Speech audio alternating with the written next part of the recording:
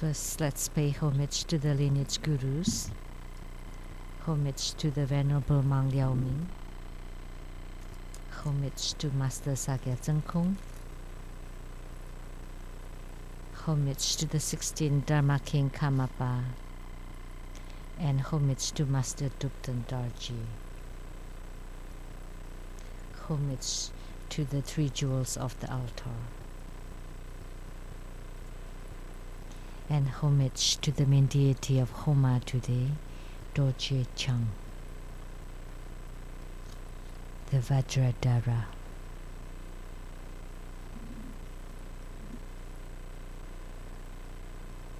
Simu, all Dharma masters, Dharma educators, Dharma teachers, Dharma instructors, Dharma assistants, heads of temples, all disciples present here and over the internet, and our guest of honor today, Dharma Sister Judy, the wife of Secretary General Liao of the Coordination Council of North America of the Ministry of Foreign Affairs of Taiwan, and the attorney to the True Buddha Foundation, Dharma Sister Jennifer Zhou and her son, and the accountant to the True Buddha Foundation, Dharma Sister Teresa, and the producer for the CTI TV Taiwan, Dharma Sister Rebecca Su,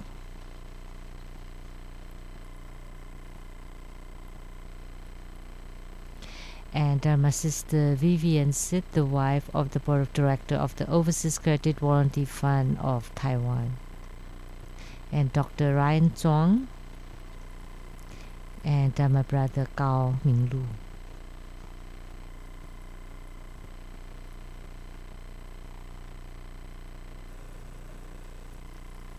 And many more special guests.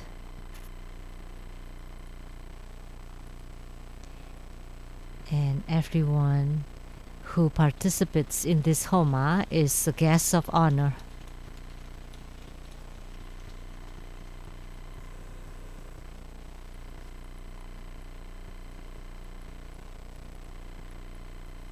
And there is one more guest of honor that we did not mention earlier,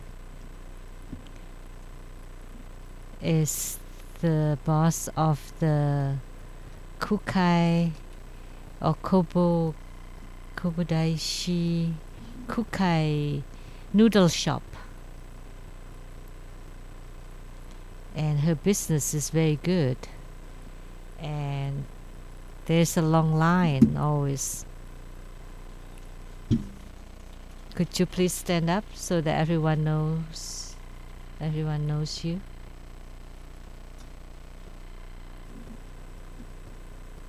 And she has opened several branches, and her business is really good, and she never asks for any help with her business because her business has been going really well.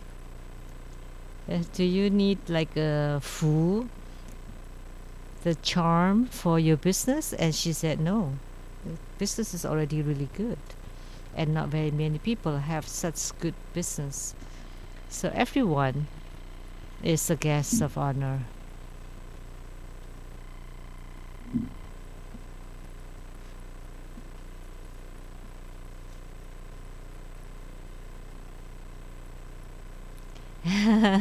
No, we don't have introduction for the Homa next week. We'll be in Taiwan.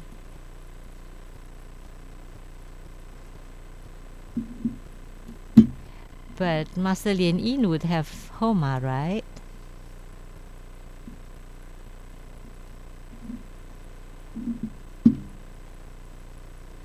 Oh, he will perform 50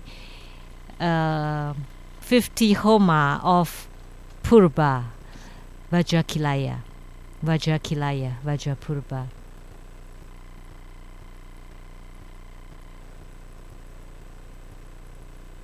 That's the mantra for Vajrakilaya.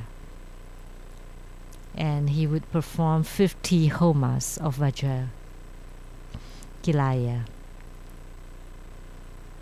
And this deity, Vajrakilaya, Dorje Purva, we could say that he is the leader or the totality of all the Herukas and protectors. And Guru Padmasambhava, Vajrakilaya, there are 3 altars of Vajrakilaya and 13 postures. At one time, Guru Padmasambhava took out all of his Vajrakilaya altars and showed it to his consort, Ishichoga. He's extremely wonderful. He's extremely great. So I helped you make the introduction.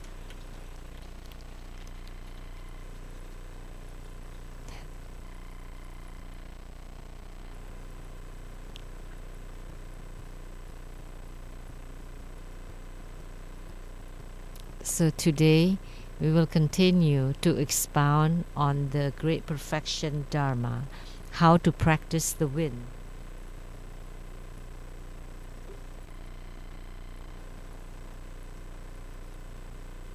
As we know, what is the wind or air or qi? And in the Buddhist sutras, the so-called wind is the foundation of everything, including the foundation of the universe. The foundation of all lives in the universe is in this wind or air. Simply said, it is air. So it's a kind of qi. Qi, vital energy. So in this world, all living beings rely on qi. And in Japanese, they call it genki. Genki. That's qi in Chinese. So in Tantrayana, we have the practices of the wind or qi. So this is the wind division of the Great Perfection Dharma practice. In our bodies, we have this wind that the blood circulation and all the movements is being pushed, is being driven by the wind. Like say if we raise our hand, that's through your thought, and then the wind or the qi can hold your hand up. So all of our movements are due to this wind. And the whole universe, the revolution, the rotation, and the fixation, it's because of this wind. And in Tantrayana, we rely on this wind to practice.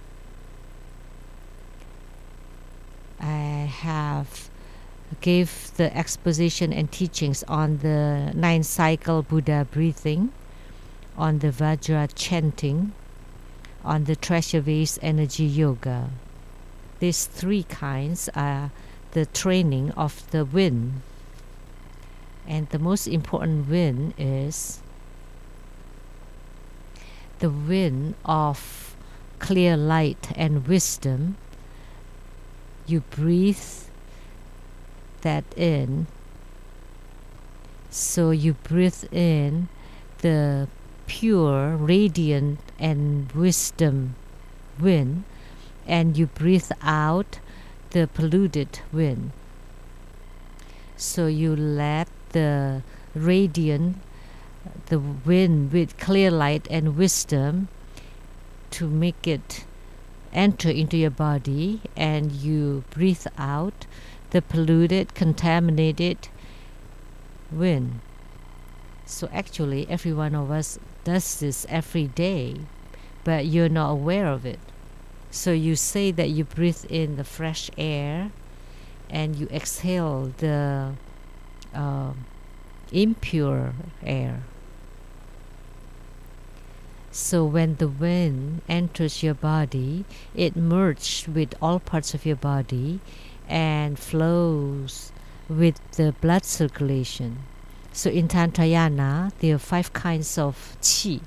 There's the upper body qi, lower body qi, the peripheral qi, the heart qi, and one is the life energy. So there are 5 kinds of qi inside your body to make your body can move and to make you alive. So if one day the wind stops, no more circulation of the wind, then that would be game over. That this life game is over.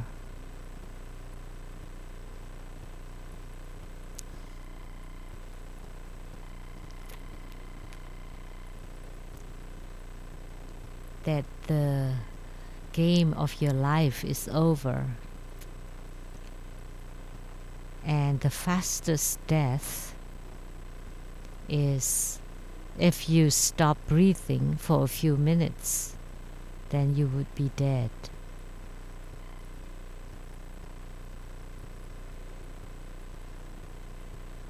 So that's how important wind is. Wind is very important. So what is wind? Wind is our breathing.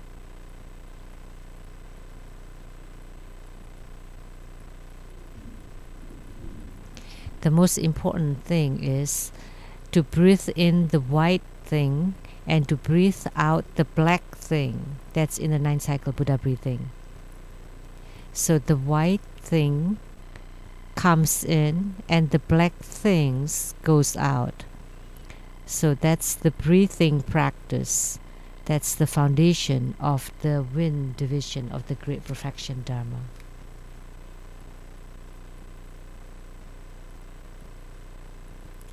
Let me take a look at these jokes.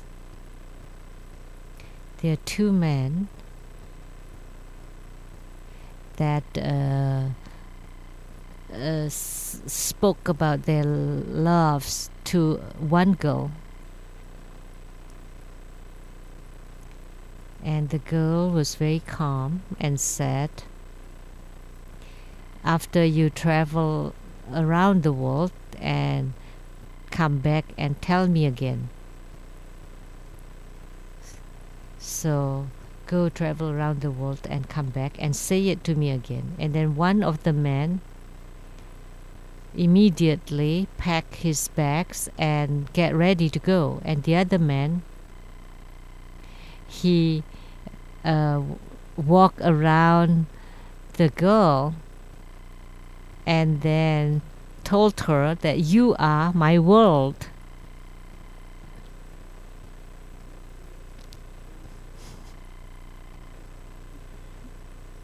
So today in this wind division, I like to tell you that the qi is our world, that the wind is our world.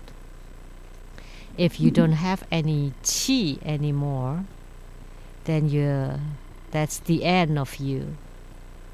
If you still have qi, then the world still exists.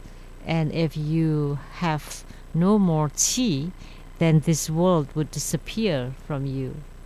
So that's how important qi is. And Mahayana Buddhists don't put great importance on the practices of qi channels and light drops. And they even ridicule and oppose these practices. But Tantrayana, we utilize these 3 to practice. We put great importance in real practice. For Mahayana Buddhists, they just want to go to Pure Lands and don't worry about the bodies, because the bodies are just a heap of flesh and bones. As long as in my mind, in my spirits, my Buddha nature can go to the Buddha lands, or if they can attain bodhisattvahood or Buddhahood, that's fine. There is no need to practice the wind. That's the opinions of Mahayana Buddhism. But in Tantrayana Buddhism, if you don't have strong body, then you would be afflicted with pain and sicknesses. And how could you cultivate spiritually this way? So in Tantric Buddhism, we believe that by practicing the qi, you can also enter into meditation or samadhi. By practicing the earth, water, fire, and wind, or by practicing the qi channels and light drops, if you start from this, you can enter into samadhi, and all the same you can attain Buddhahood and go to the Buddha lands. So your choices, you can practice with a healthy and strong body, or you practice with the weak and uncared for body. So in Tantrayana, practicing the qi channel and light drops is to practice this physical body that is like a heap of rotten flesh and bones that's about to be discarded. Why do you still want to practice them? But in Tantrayana, we believe that by practicing wind channels and light drops, you would gain a strong and great body, and then from this you can also enter into samadhi and attain Buddhahood. So they have differing opinions. So that's why there are many great monks of Mahayana Buddhism that don't respect the practice of the body or the practice of the qi channels and light drops. But in Tantric Buddhism, in the Great Perfection Dharma, there is something that we call practicing the wind or practicing the qi.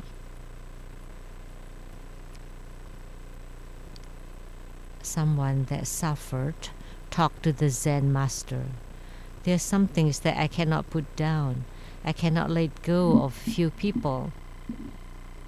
And the Zen master said, there isn't anything that you cannot put down. So this person that's suffering said, but I cannot do it. So the Zen master asked him to hold a cup, and he poured the water until it run over the cup because it's too full, and he felt really hot and really felt the pain, so he dropped the cup.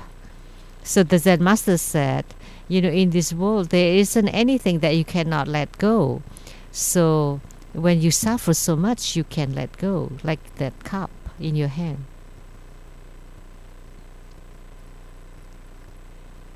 So actually, the words of the Zen master are quite philosophical. When you have pains, then naturally you would be able to let go. He already suffered greatly, and still he could not let go. But when you're in pain, then you would let go.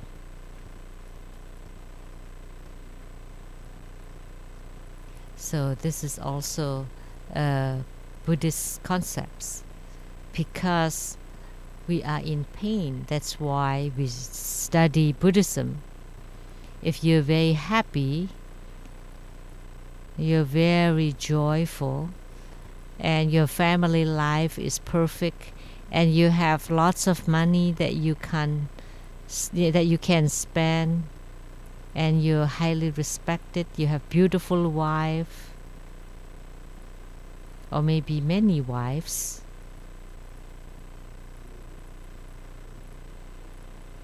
you have name, positions, you have wealth, you have beauty, and you have pleasures, then you wouldn't even think about studying Buddhism.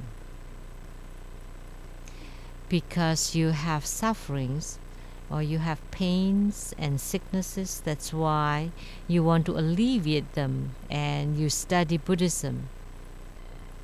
Or you have problems with your romantic loves.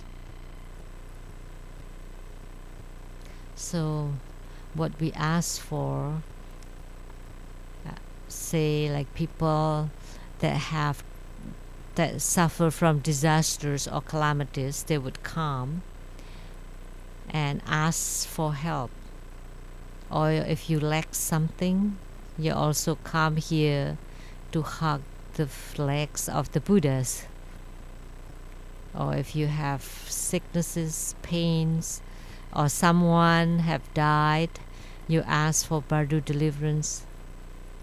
And some people fail in their romantic loves, so they shave their heads and become monks or nuns. And then when it's cut off, you feel that there's no more love in this world, then you study Buddhism.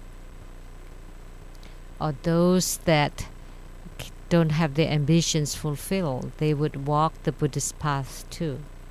Most people can let go because they suffer from the pains. So this joke was about the life philosophy. So today we had the Homa of Vajradhara. So let me say a few words about him. So this Vajradhara basically is Adi Buddha, or the primordial Buddha. The wrathful manifestation of Adi Buddha. He is holding a Vajra scepter, and the mudra is like this. Both hands holding the Vajra scepters, both of them Vajra scepters. And this is how you hold the Vajra scepter. Both hands are holding Vajra scepter, and his body is blue to represent the Buddha nature or the empty nature. His body is blue. We always say that the sky is blue. That's why we say that the sky is blue every day. That's the name of a song. It's very simple. Let me sing a little bit.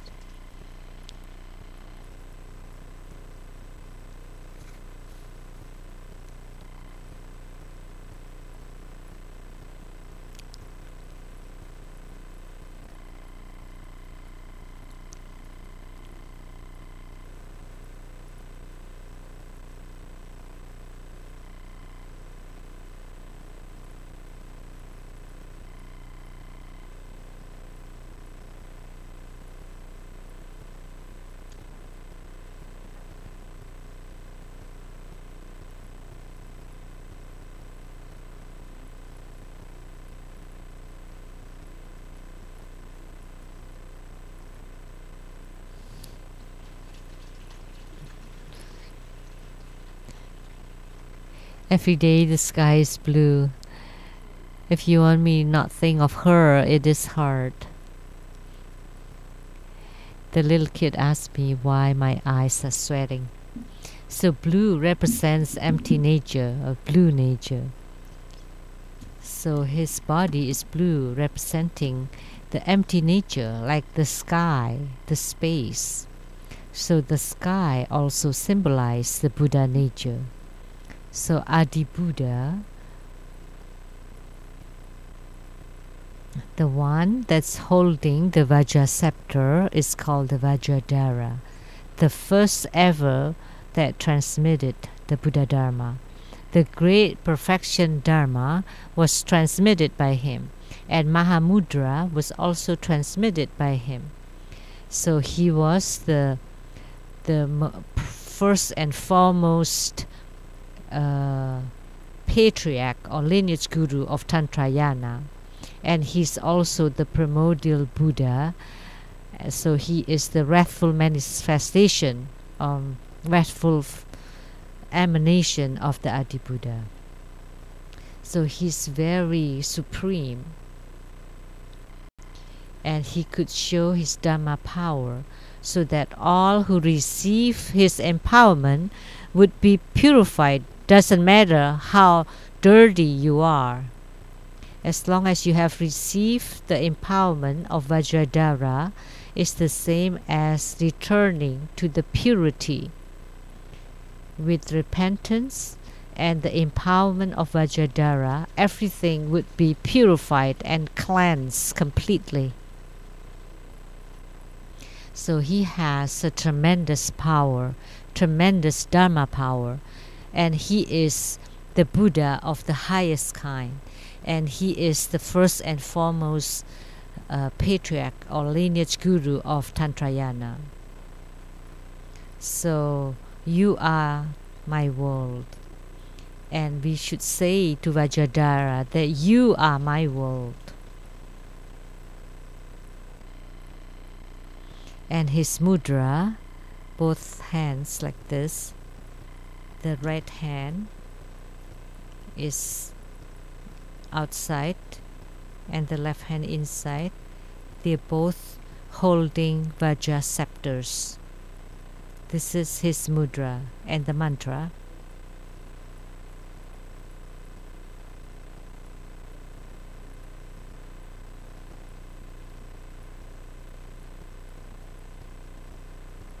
Om Becha Dara Hom Hom.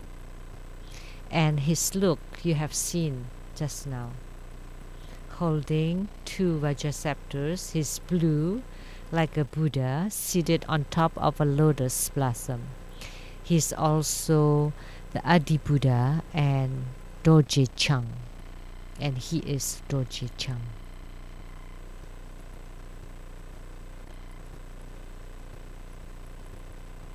Now let me continue to talk about the wind.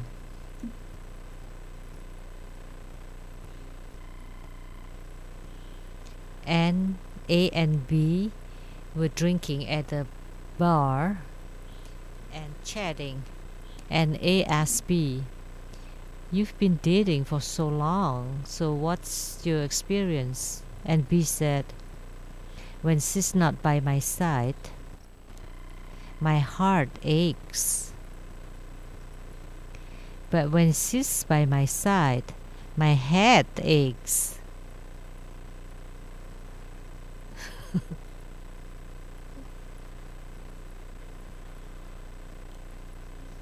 Either way, there's an ache. But you know there's an ache, and yet you still cannot let go. So just continue to ache then. Every one of us is always like this. You know that it is painful, but you still enjoy the pain. You still like the pain. So what can you do? Then just go ahead. Go ahead, whether for the man or the woman. And you know it's quite the suffering, but you still like it. And that would be, you truly cannot let go.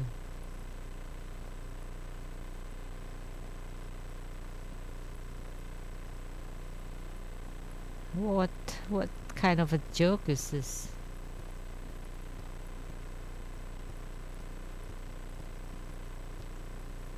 Well, you'll know. The teacher asked the students, "What is the difference between a condom and a parachute?" That's a strange question. What's the difference between a condom and a parachute? So a male student said, one is to protect the head above, and the other one is to protect the head below. And the teacher gave 60. And a woman said, when the parachute broke, you would lose one person, but when the condom broke, then we would have one more person, and the teacher give 100. So, you know, this parachute is held up by the air, the wind, the qi. When we talk about wind, that's qi. Everything is a function of qi. See, the plane can fly at the air, in the air. In Seattle, there is a Dharma Sister Lucy. It's different from the Dharma Sister Lucy who sang Western songs. But Lucy, that's a little bit older, and she's beautiful, and she's a stewardess. And she's been flying on air for so long, and she always had this question. There are so many heavy luggages, tons of them, and the whole plane itself is heavy, and it is packed with people, and it still fly in the air for over 10 hours. All it relies on is the air. It's being held up by the air. And for us, spiritual cultivators are the same. The fact today Grandmaster is giving teaching here, that's because of qi. The fact that you can sit upright, that you can pull up the spine, so you rely on qi. If you don't have qi anymore, you would stoop. You would bend over. That's the difference between droop and stoop. So, because your qi is not strong enough to hold up. But if your qi is robust, then you would be upright and energetic. So spiritual cultivators rely on this qi to live their lives. So qi is very important. And the method of practicing qi, like what I said earlier, you inhale the white and exhale the black. You inhale the fresh and exhale the polluted. If you can use this to breathe in the life energy and to breathe out the evil, deviant, polluted qi, then gradually your qi would become the 9-cycle Buddha breathing or Buddha energy. So when the Buddha's energy is inside you, you are closer to the Buddhas, and it would be easy for you to gain spiritual response with the Buddhas. And when you break the separation between the inside and the outside, and they merge together, that would be called spiritual response. It's like a bottle. Inside the bottle, there's qi. And when you break the bottle, the qi inside the bottle gets out, and the outside qi gets in, and that's the merging of the inside and outside. In Tantrayana, we also call it the meeting of the mother light and the child light. So the light or the qi inside you merge with the light or the qi of Vajradhara.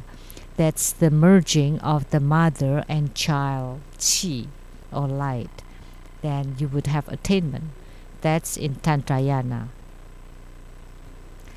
So this qi is the foundation of all the non-leaking practice, the foundation of all the inner fire practice, the foundation of all the light drop practices. So the earth, water, fire, and wind, these four elements are interconnected. So talking about it separately is the practice of the earth, water, wind, and fire. And in Tantrayana, we say that the practice of qi, of inner fire, non-leaking, light drops. So in Taoism, we say the practice of the energy, essence, and spirit. So the essence, that's the cement, you practice it until it becomes qi. It was solid, and then you use the inner fire so that it becomes vapor or gas. And then you train the qi until it becomes light. So that's why we also say that the mind and the qi unites. Why? Because when the qi moves, your mind moves. And when the qi doesn't move, the mind does not move. Qi has no form, and that is Buddha nature. So when the qi is moving, is agitated, then your mind would also move and would also become agitated. If you want to calm down your mind, you need to make your qi fine, slow, and long. And you cool down, and gradually you would be able to enter into samadhi. So in the Pa Kwa, in the trigrams, Qian, the trigram Qian is the 6 solid lines. And the 6 broken lines, that's the Kun trigram, or the earth trigram. And the Qian is the heaven trigram. So when the energy is at its fullest, that's called complete yang. And when you have no life energy anymore, that's called the complete kun, or complete yin. So in Taoism, it also talks about how this all starts. So when the qi starts to move, and when it reaches the complete yang or complete yin, and at complete yin, that is samadhi.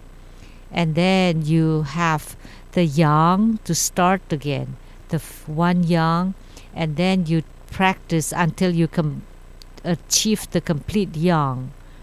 And then the whole life energy would be full again. So if you say that the qi is not important, then you would be dead, and the bicycles cannot be ridden because the tires have no air, and you cannot drive the cars because the tires are all flat. And without qi, the planes cannot fly. You cannot do anything anymore. So all movements come from qi. Or say the movements are from the steam engines. Those who invented the steam engines would know that qi is very important. And our bodies is the same as an engine. And if you can make this engine that all movements would follow the structure,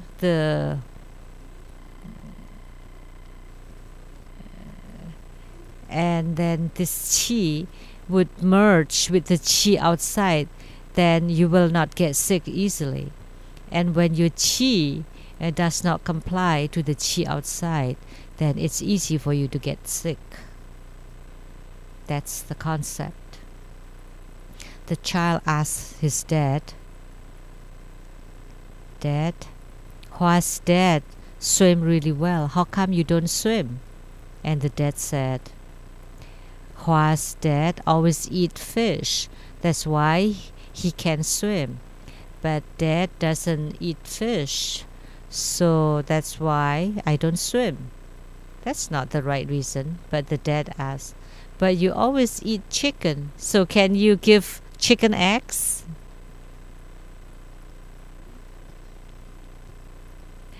So when we talk about qi, it has to make sense.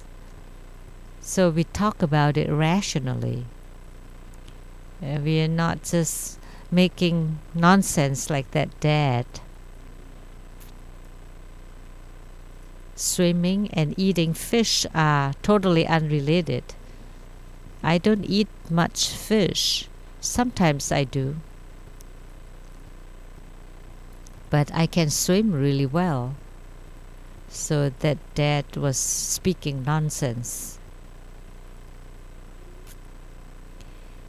So is there a key formula in practicing qi?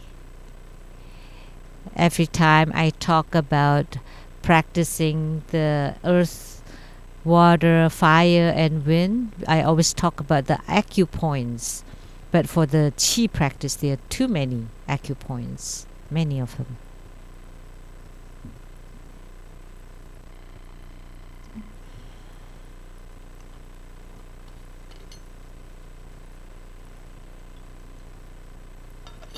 There are many acupoints on the qi practice. When I do this practice, Guru Padmasambhava was the one that pressed on me from head to toes. Bai Hui, acupoint at the tip of the crown. Bai Hui. And then the Taiyang, acupoint at the temples. And the Ting Hui temple. Ting Hui, Yi Hong, and then Feng Ci, as I mentioned last night. Jian Gu, it's on the shoulders, and Qi Ci, and He Gu, and Fan Tiao, Xue Hai, Yin Ling, Yang Ling, San Yin. And on the feet, Yongquan, acupoints. Those are all acupoints. And only the acupuncturists would know. And in my book, number 56, it's written there. Why do we have all these key formulas? What are the reasons? Because at every time period, the qi is at a certain part of the body. So at every period of time, then if you press on that acupoints, then the qi would pass through that area smoothly. So this is a method. So if there is pain on your body, say on your shoulders, that's because there's a blockage of qi in that area. If you have headache, that's because the qi does not reach the head. You lack oxygen in the brain, and that's very dangerous. You can faint, and then your cells would die.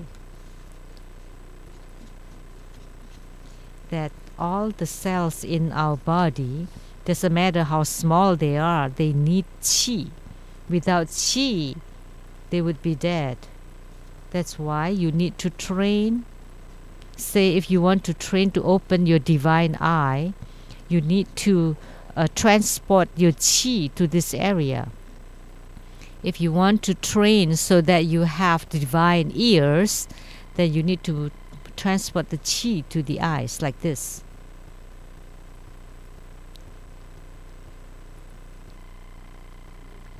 So the ears can move.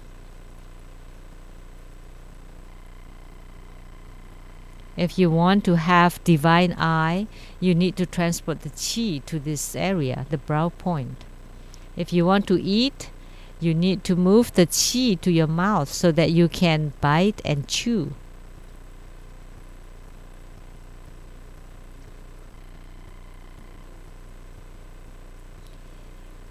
If you want to move a certain part of your body, you need to move the qi there. Look at my chest. Even the chest can move. So you move the qi there. And if you have that spiritual movement, that's because of the qi is moving. And the qi moves naturally.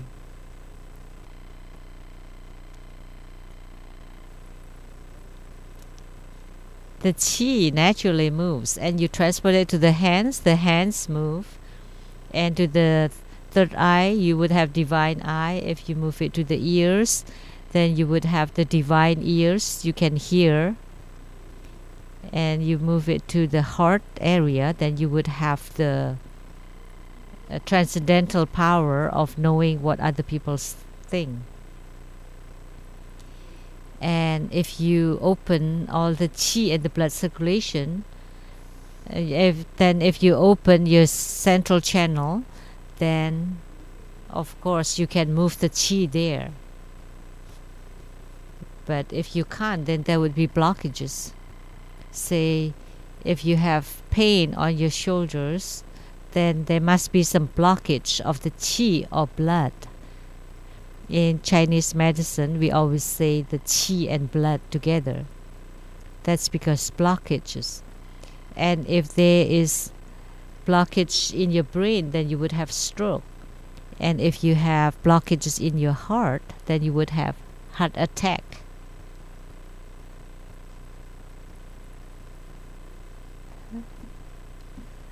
So it's a heart attack. So blockage is the origin of pain and also the origin of inflammation. And if your nose is blocked, then that's because of inflammation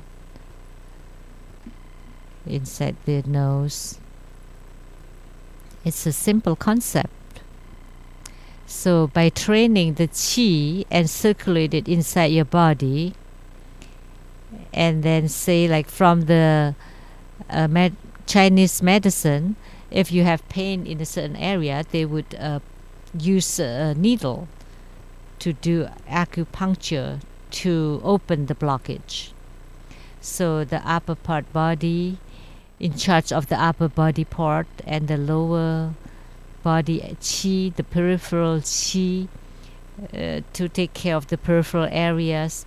And the heart qi is the one that's unmoved, and the fire accompanying qi is the one that moves along with the fire, the temperature, or with the qi or the blood. So there are 5 kinds of qi functioning inside your body. And the practice of qi, you breathe in the pure and clean qi and exhale the polluted and the impure qi. So inhale the white and exhale the black, exhale the black. And if you do that often, and naturally your body would have good and strong qi. And in Taoism, that the qi can be transformed to become spirit, and the spirit is light, and gradually you would be able to emit light. So the tips and tricks is all these acupoints, and check on my book, and then ask acupuncturist or Chinese medical doctor, and at what time period you need to press at what acupoints. So if you know qi gong, you can move your qi, and if you have pain on your shoulders, you can transport the qi there and move back and forth a few times and open the blockage, and the pain would disappear. As say also on your back, if you move the qi to that area and to open the blockage, the pain would disappear. So that's the mastership, the mastery of qi.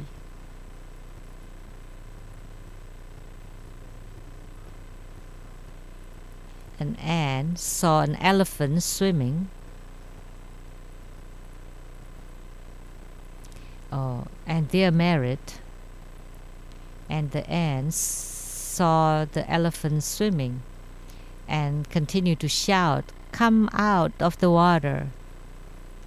And then the elephant got out of the water. And then the ant said, "Get back to the water." And the elephant got angry. What are you doing? What are you doing? You asked me to get out of water and get back in? Well, and the ant said, "Because I'm checking if you're wearing on my swimming trunk." This is not right, right? The elephant is so huge and the ant is so small.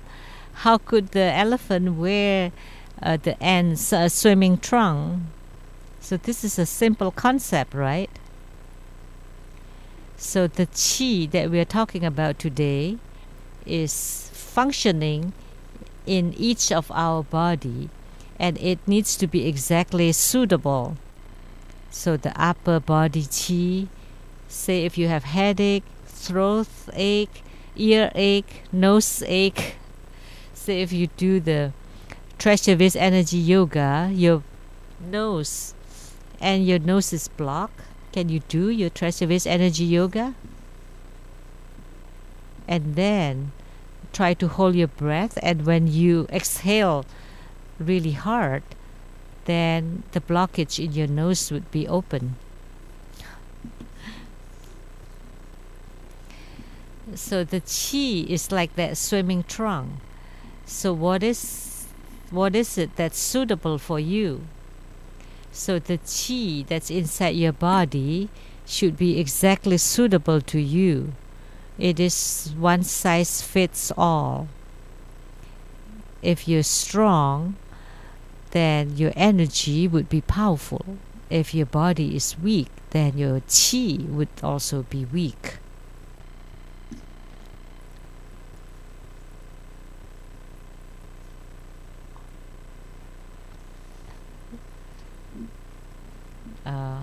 This joke,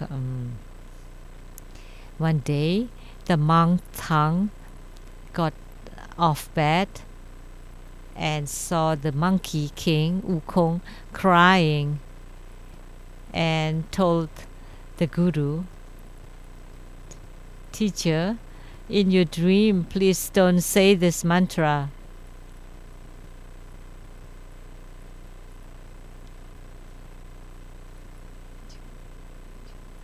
It's like to tighten the head, so the monkey had the headache. But if you have a headache, so move the qi to your head, and you would be awake and you would not have any headache anymore. So that's the way to practice qi.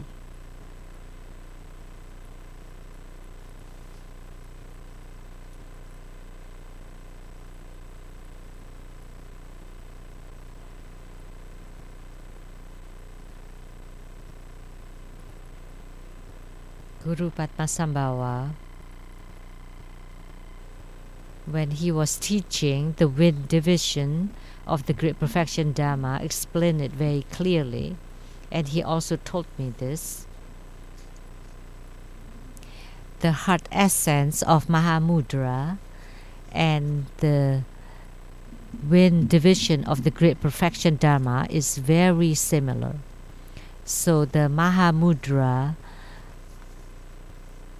qi practice of the Kagyu sect is completely the same as the wind division of the Great Perfection Dharma of Nyingmapa.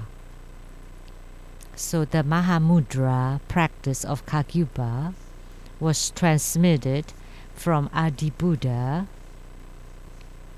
to the precious mind youth. And the precious mind youth is Padma Kumara, or the lotus youth.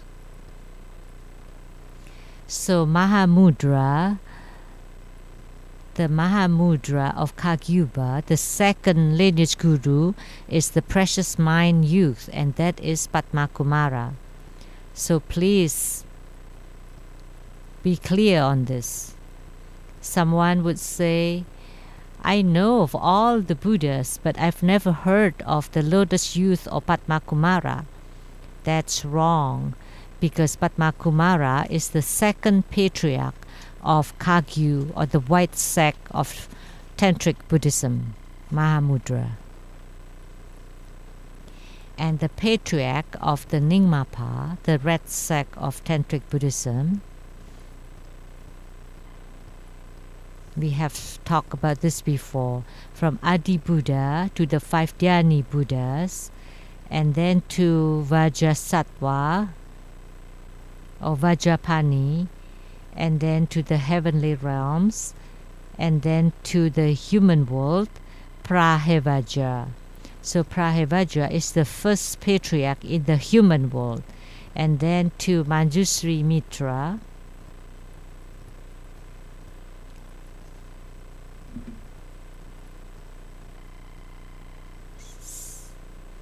Vimalam, and then I forgot.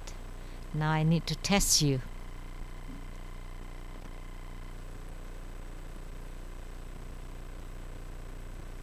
And the early Manjusri Mitra, and then to later Manjusri Mitra, and then to who? To Sri Singha,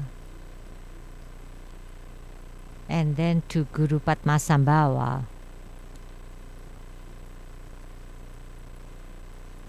and then to Santaraksita and King Trisong Tchen and his consort Ishichogal. And the King Trisong Tchen, that's also Padmakumara. Very clear, right? Padmakumaras are all lineage gurus. He was also the lineage guru of Great Perfection Dharma. So now it's very clear, right? Let me share another joke. There are many jokes to share.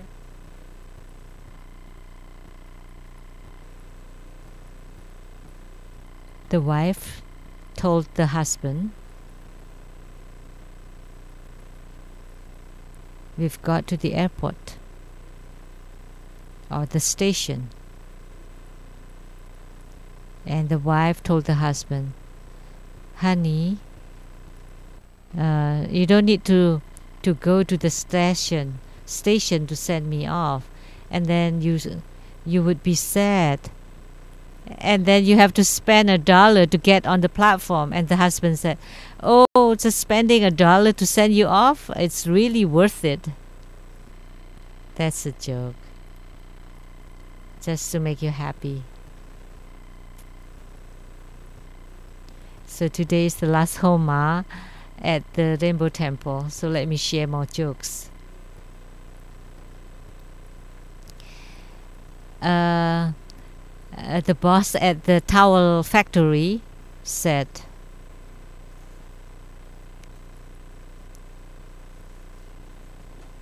the towels that you produce here is really good. This is a play of words in Chinese. That because the towel sheds, because the towel is not good, it has all those flurry things coming out.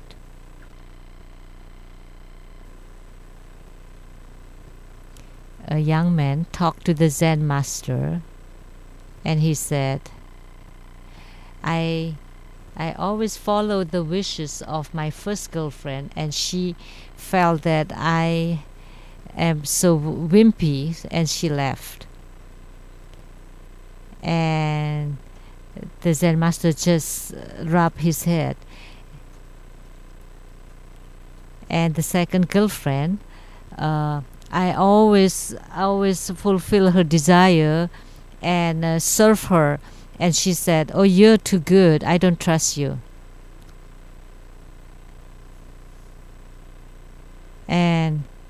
And he just rubbed his head. The Zen master just rubbed his head. And then the third. And then the young man said, "Oh, you're rubbing your head because you're asking me to think about it on my own." And the Zen master said, "I'm a monk. How would I know about girlfriends?" This is a joke. A white man gave a speech in the black area to get the votes. So, and he said, "Although my skin is white, but my heart is as black as you."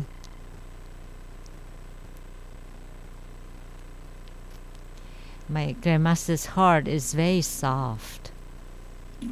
But there's also lots of benefits of that. This is a question of philosophy. A rich man asked the Zen master, "How come the more money we have, the smaller our hearts and minds get?" And the Zen master asked him to look out the window. "What do you see?" And he said, "There's mountains and waters." And then the Zen master brought him to the mirror. "What do you see now?" "I saw myself." The Zen master laughed. Both the mirror and the glass are made of glass. The windows are made of glass. And the only difference is that there's the silver lining on the mirror. And because of this, you only see yourself and you cannot see the world. A lot of rich men talks on top of a heap of money. They cannot see. They don't see you. They don't see the poor people. All they see is money. They have lots of power. They have a good name and reputation. But what the Zen master sees is all beings. And the rich men only see the world of the rich man. So when you're rich, you also want to bend down and take a look at all the sentient beings. Grandmaster has Buddhist teachings, and Grandmaster bestow all these Buddhist teachings to everyone, not just to the rich people. It's not that the rich people would get more and the poorer get less. No, it's equal between all. Oh, money bear me home.